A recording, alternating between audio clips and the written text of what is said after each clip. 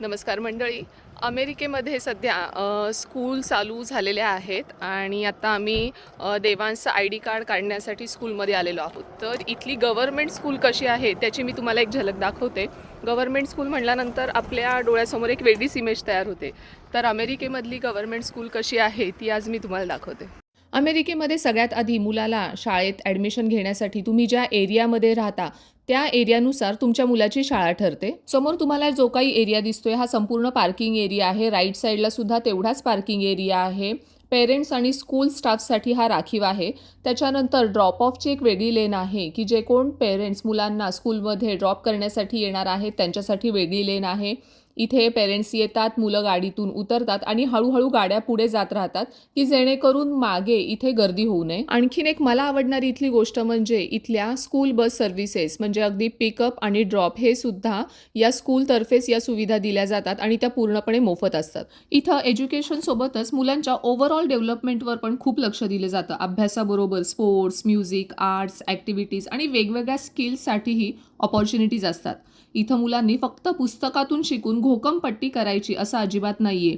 तर क्वेश्चन्स विचारायचे, डिस्कशन करायचं आणि प्रॅक्टिकल ॲक्टिव्हिटीजमधून शिकायचं यावर जास्त भर दिला जातो. स्कूलमध्ये एंट्री केल्यानंतर समोर जो काही मोठा हॉल दिसतोय हा आहे कॅफेट एरिया.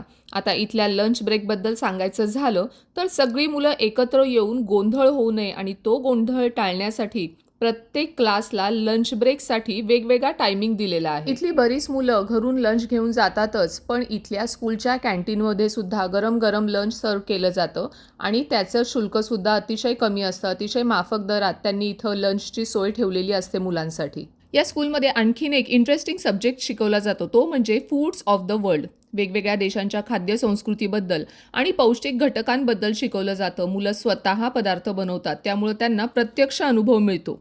अतिशय बारीक सारीक सवयी अगदी जेवण बनवताना हात स्वच्छ धुणे, भाज्या फळभाज्या धुणे, स्वच्छ भांडी वापरणे, अन्न झाकून ठेवणे यासारख्या हायजीनच्या सवयी खास शिकवल्या जातात. इथे यांना लॉकर सुविधा सुद्धा उपलब्ध केलेली असते. प्रत्येक मुलाला लॉकर मिळतो आणि शाळेमार्फतच लॅपटॉप सुद्धा पुरवला जातो. तो लॅपटॉप वर्षाअखेरीस पुन्हा शाळेमध्ये सबमिट करावा लागतो. इथं मला एका गोष्टीची फार गंमत वाटते. आता एक पिरियड संपला की दुसऱ्या पिरियडचे शिक्षक वर्गात येणार आणि आपल्याला तो विषय शिकवणार असं असतं. पण इथल्या या मिडल स्कूलमध्ये असं होत नाही.